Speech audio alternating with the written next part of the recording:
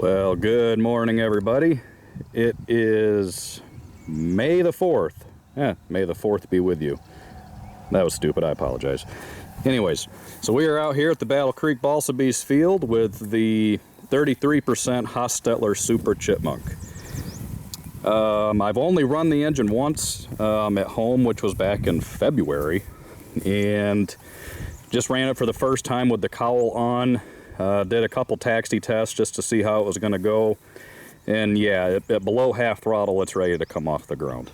So there might be an issue. I'm not going to say what it is until after the flight. Just something that I forgot to do, but maybe won't even be necessary. Figure get some shots of it here before the ultra crap covering starts to prune up, because now it's out in the sun.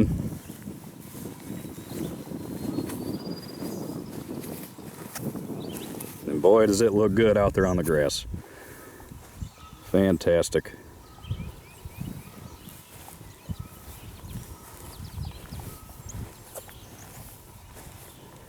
And hopefully the exhaust extensions I put on will stay on there. We'll find out. If they come off, it's just going to mean the inside of the cowl is going to be just full of oil, but oh well, we'll cross that bridge. I think it should be fine. High temperature silicone and hose clamps will pretty much handle anything. So I hope our little dude inside is ready to go. He's grabbing onto that stick for dear life. Okay, I'm going to get some still shots of it. I know most have that odd superstition that if you take pictures before the flight, the plane's most likely not going to come back. But if it doesn't come back, it's going to be an absolute terrible misfortune to not have any pictures of it, especially with my ugly mug.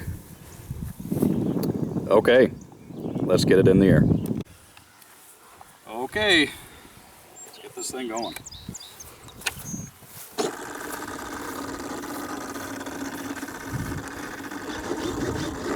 Uppy, downy, righty, lefty. Good. Should fire right up.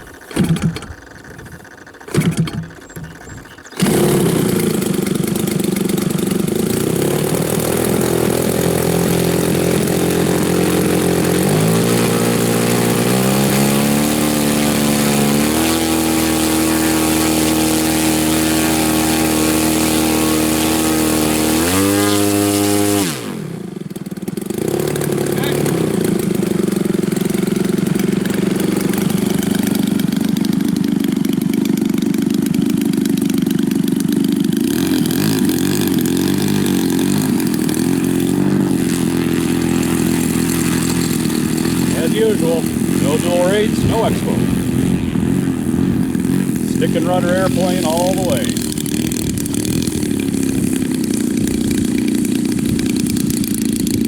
No guts, no glory.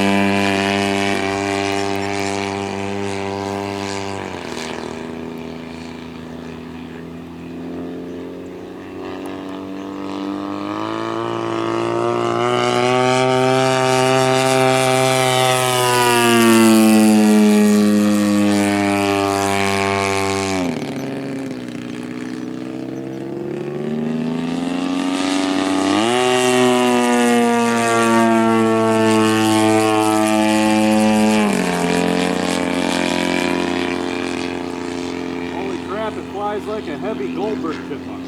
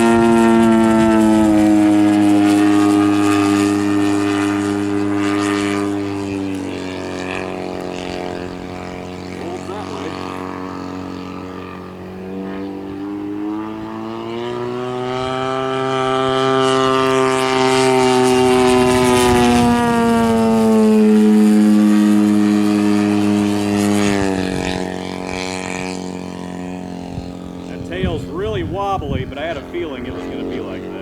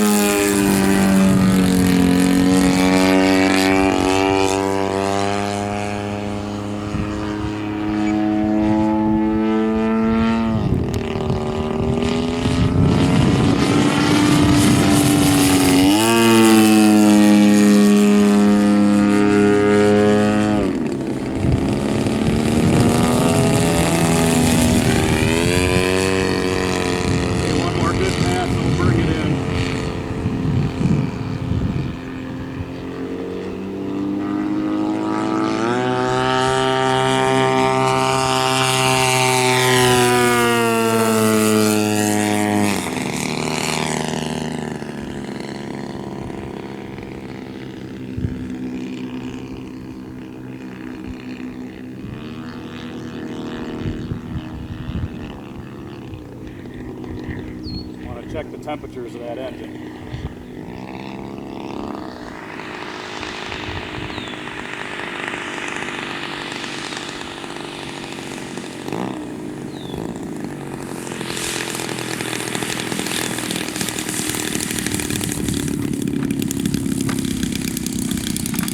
Bouncy landing gear.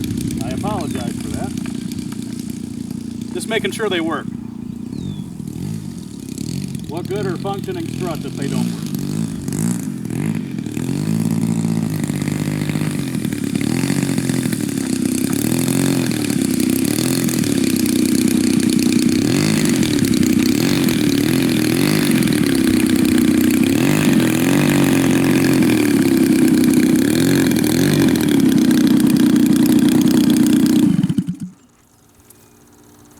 Well, I can't say that I'm surprised that it flies like a chipmunk. It flies very well. Obviously I need to go around and make sure that nothing is shaken loose, but the advantage of these big heavy airplanes that are not, you know, Swiss cheese ARFs is they absorb so much of the vibration that you don't get the problems of things coming loose all the time. The only issue I had is the rudder. I knew it was going to be that way. Even flying straight and level, it's got quite a bit of tail wag to it, but it holds a knife edge pretty well. So I may or may not change that. I'm not sure. I'll have to fly it a few more times. But that's a tendency of the Super Chipmunk. Even my Goldberg that has a super rigid rudder, when it flies, it wags the tail quite a bit. So it's not uncommon. The DLE 111 is definitely not overpowered. It's not a fast airplane. But it's just right. Snap roll's unbelievable, like I thought it would. Lumpsha box really well. I still got to get used to, you know, how to enter and exit certain maneuvers. But yeah, that thing is just so rock solid. It flies beautiful. Took a little bit of what did it take? Just a little bit of up elevator trim and a little bit of aileron trim, and that was it. So I'm going to give it a good go through, make sure everything's good, and yeah, probably sit down before I pass out. Later. think he knows I'm videoing him.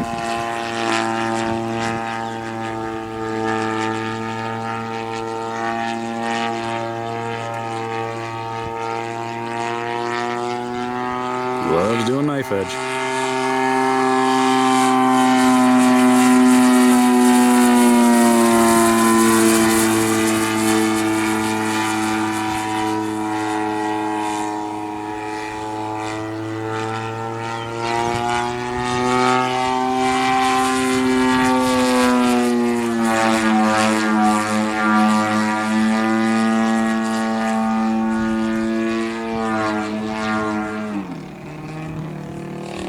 Boy, it's so much easier to film warbirds.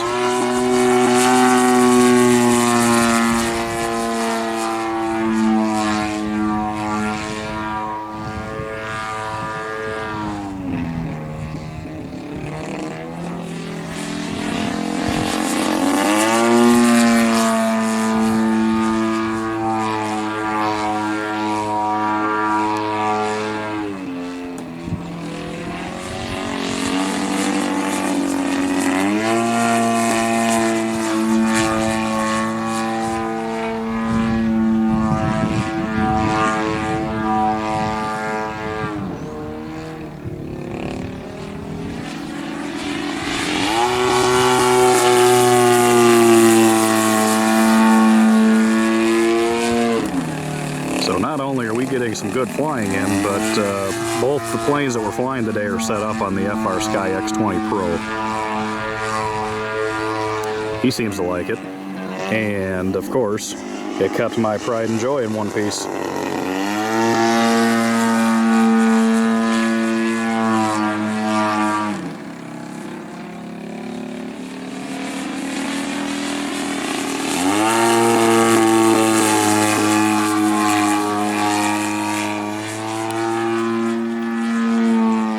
I bought him this airplane last year for his birthday. It's a, you remember the old Kike Yaks that Kike Somazzini sold years ago?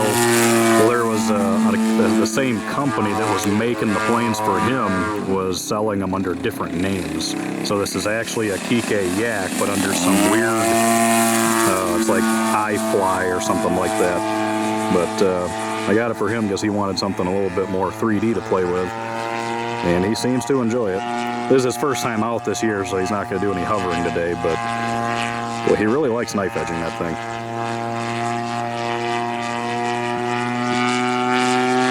And plus, event season is coming up, so I got to get some practice on the camera.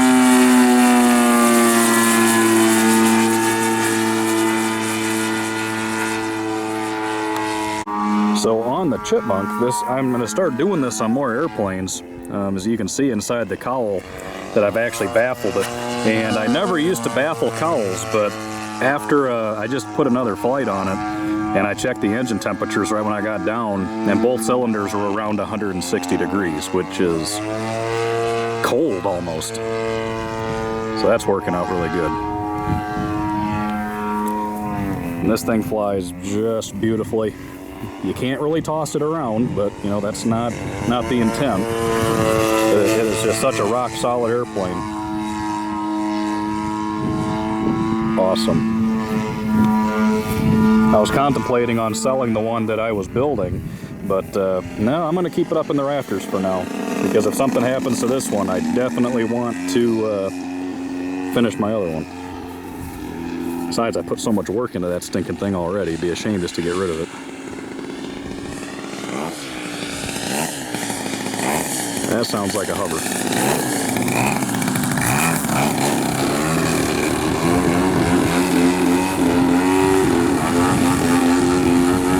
And I didn't fuel it up before this flight either. I should probably keep that information to myself at this particular crucial moment. Nice. I don't know where he learns this stuff. Couldn't be from me. I'm not ready to pass the torch just yet.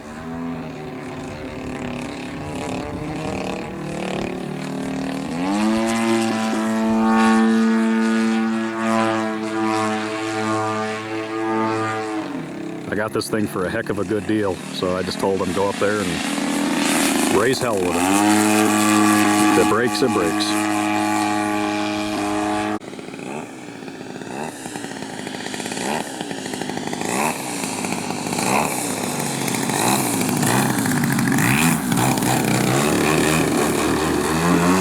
He's getting brave. Oh boy.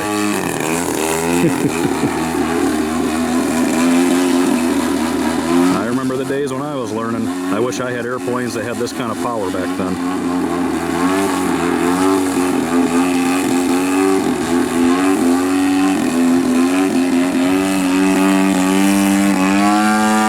Remember, you don't got a full tank of fuel.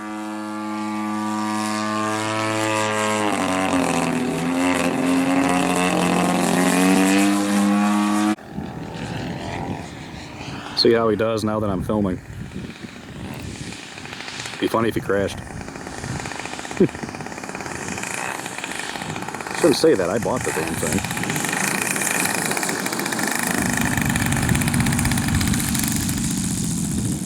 Well, shut my mouth.